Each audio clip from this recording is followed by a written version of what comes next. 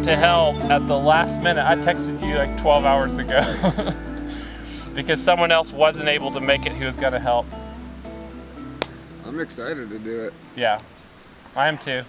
This is homeschooling, butchering class 101. The best kind of homeschooling, hands-on and learning a ton of new stuff. We're doing the most basic kill and gut today, putting them in the car and taking them to a shop that's going to do our cuts. It's honestly cold enough that I could do the whole process and hang them overnight.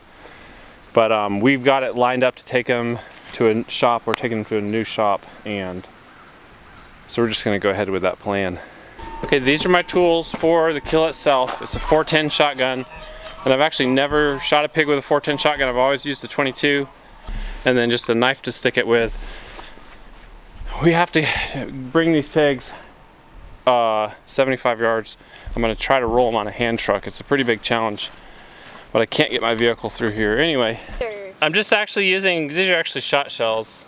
What I've figured out is if you shoot, what that means is there's a ton of little pellets in here. It doesn't matter what shotgun round you use. If you're about this close, it doesn't matter. I'm going to shoot one of them. The biggest challenge here is just separating.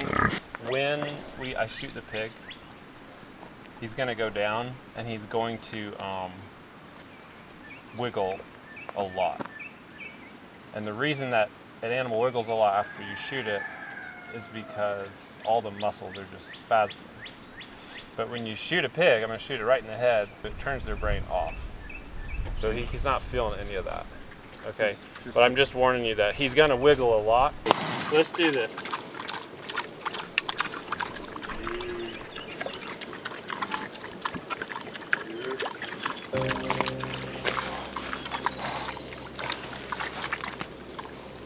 Come on. What's going on? What's going on? Come on.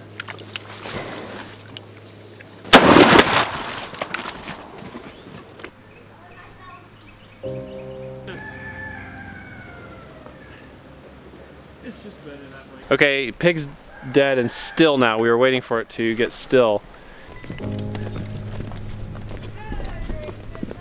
You know, that was not easy to move that pig, but it was easier than dragging it. But the other one is actually bigger, I'm pretty sure. I don't know, maybe I shot the big one.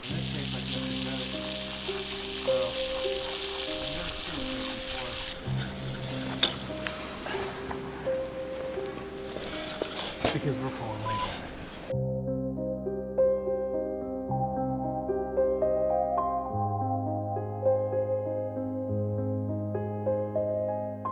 We're getting really close to have this one skinned. The kids are all down and Bree's down. Grace is working up here, working on cooking a tail on this little fire. But first she's... These are as big as cow, like little cow tails. She's singeing the hair off of it. You're late, honey. Get a knife and get to work. I don't think I can do that. Dad, I can't even eat meat right now, much less butcher it. Hey, Dad. We cooked bacon the other morning and she said, that smells terrible. And I said, what's wrong with you? There's something seriously wrong with you There is. if you think bacon smells bad and you can't eat it. Don't touch that pigtail, Louder, Justice. do you want to go sit with the goats and look at the goats with me? Thankfully I have an excuse to not butcher. I need to go look at my pigs. I mean my goats. Oh my gosh. Yeah, you can hold my hand. Come on.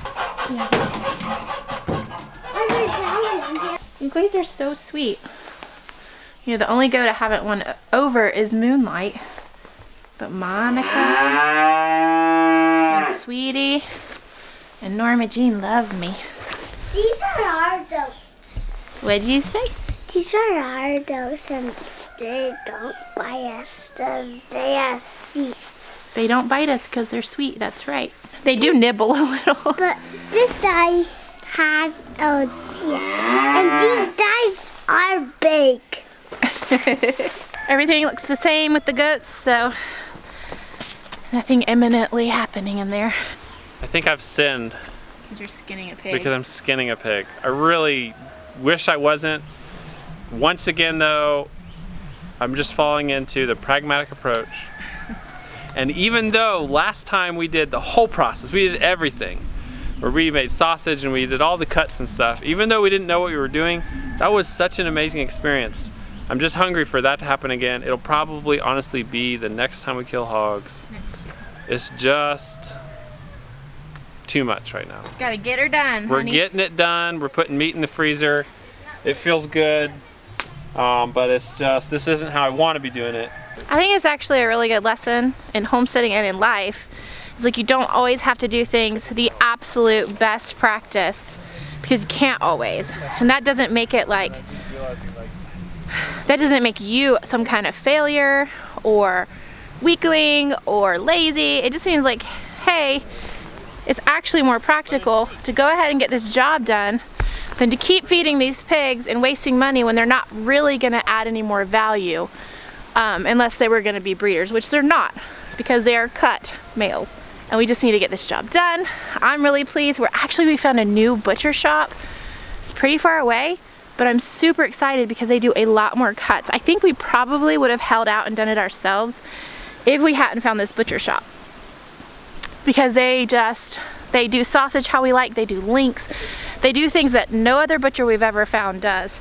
So we are driving a little farther and paying a little more, but we're getting done what we want, what we would have done to the hog. What are y'all eating? Oh, so good. Y'all eating the pigtail? Trying. Like Mary and Laura? Trying to. I should say like you kids, because y'all been eating the tail now for forever. 5-6 years. Since Grace knew about eating pigtails. And now ducking gets Really sick. nice. Are you gonna eat it? Yeah, ask me before you eat. I want to make sure it's all the way cooked, okay? On this tree thinking I was the doe, and then he stood there and stared at me kind of startled for a second.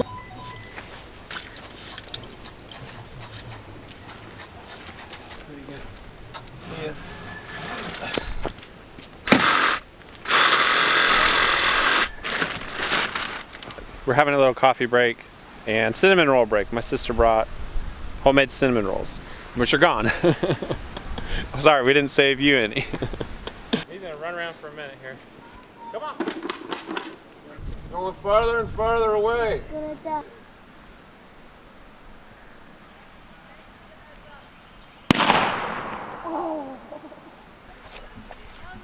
That was not the best of plans, but I will say the pig had a very happy last few minutes. He died with this thought, I'm free, in his mind. And he was eating grass and running around super excited and happy, not stressed. And all the blood is going into our pasture, which is just great nitrogen fertilizer. Film Mama with a gun. She's looking good. Pregnant with a shotgun. That's a good look. Maybe I should put a gate in here. What do you think? I'm gonna grab that gambrel and just drag him without it. Makes it a lot easier. What kind of Pictures. Daddy, can I have this pigtail? It stinks. We're kind of on a time crunch actually, but I need to get this one done faster than. That's disgusting. I need to get this one done faster than the other one, or we'll be late to the butcher shop. And I'm sure this happened before to them, but I would really like to avoid it and be there on time. But I'm already moving faster in this one because I went up and sharpened all my knives Gosh, and I have to hold it. brought more knives down.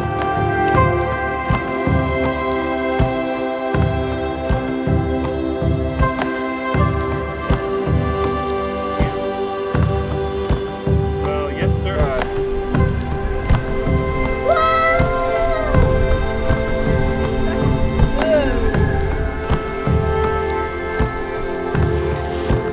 I was helping you there. I know.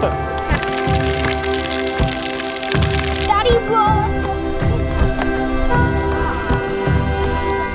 He blowed them up and they started to sing again.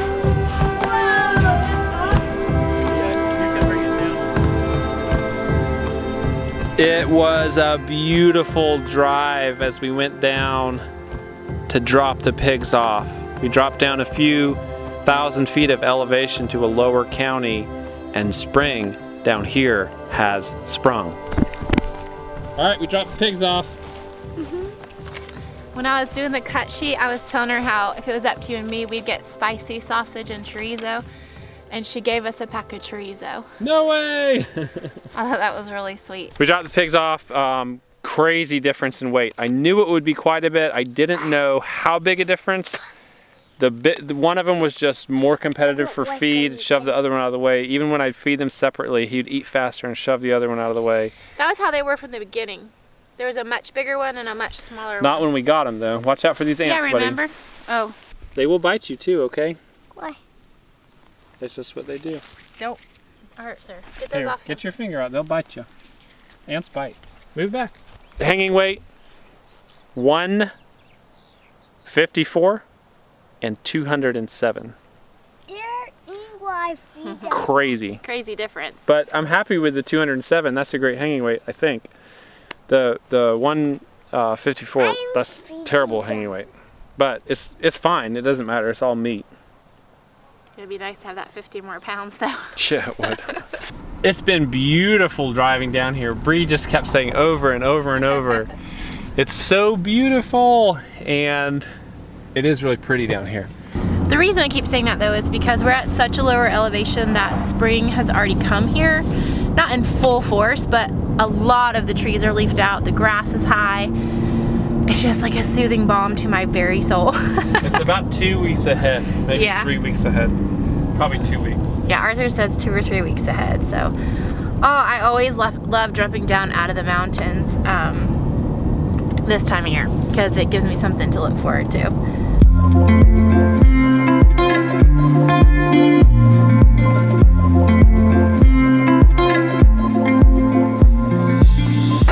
I decided I'd stop at this little garden on the side of the road.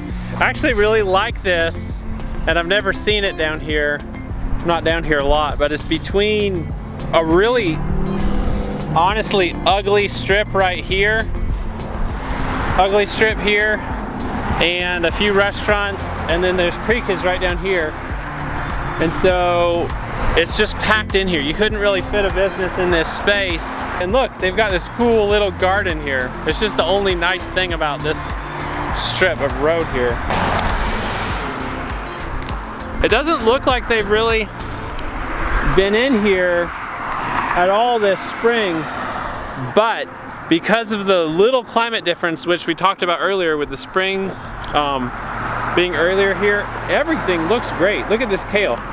And honestly, I hate to say this, but the point of this is like a little community garden. I don't entirely know the organization that runs it, but it's a garden, and the idea is like feeding this area. But no one's eating it. Look at it. Look. No one's harvested off any of these. Everything, it's so interesting because all of their stuff has bolted. And this is at like a midsummer flower where we live. That's amazing. That's good. I kind of want to pick a bunch, but I wouldn't feel right about it. But no one else is picking it.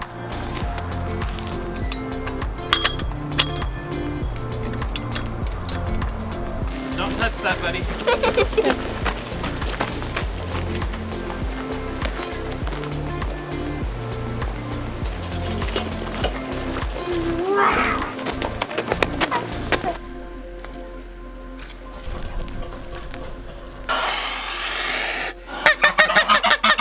So, wow, that didn't go great.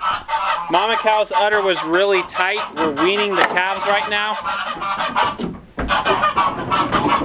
So I put her in here with the steer and the heifer so they could empty her udder out.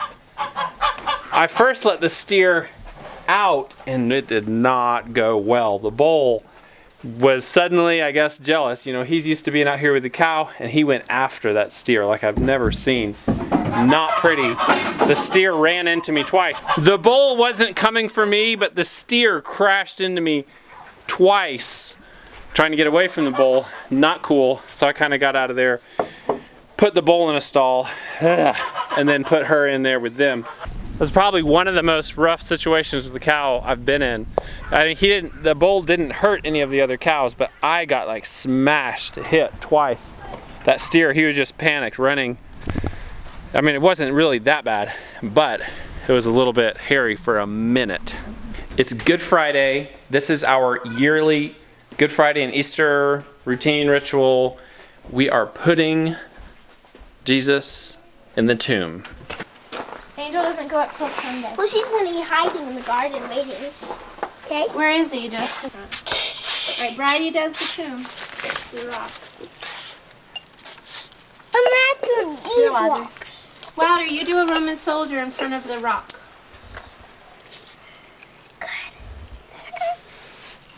You can put him right here. Yeah. Good. Let him do it. Just leave it. And now he's in. Now just. And on Sunday, Easter, The kids will wake up and he won't be in the tomb, and then the angel will be on top of the tomb. yay! It sounds really simple and maybe not even worth doing because of its simplicity. But the kids love it.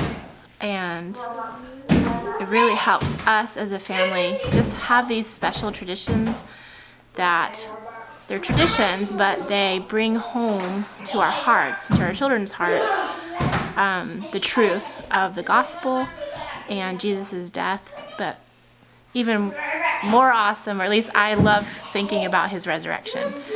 So I like celebrating both just as much as one is just as much as the other. The kids love every part of it. They love every part of building the it. little gardens. They intricately carved little figures and Yeah. made clothes for them. This year was fancier than ever. Yeah, yeah, and they like reading the story and talking about it. They love talking about it and asking questions, and that's my favorite part. And that's why we do this, because we get to have these great conversations together. It's awesome. This is the scale at which I make popcorn with just 5 kids and 2 adults. Not one giant bowl, another giant bowl. This is the pot. I pop it in and it almost fills it up. What will I make popcorn in when we have 2 more kids? I will show you my favorite toppings for popcorn. There's already butter on here. I put a little salt on, quite a bit of nutritional yeast, finely grated Parmesan cheese, and that's amazing. If you've never tried it that way, you should try it that way. And yes, I did check to make sure this is actually real salt, because somehow sugar got into the salt shaker and salt got into the sugar container on yesterday morning. It was April 1st. And I had a very salty cup of coffee because I like a little sugar in my morning coffee. And the popcorn's ready! Yay!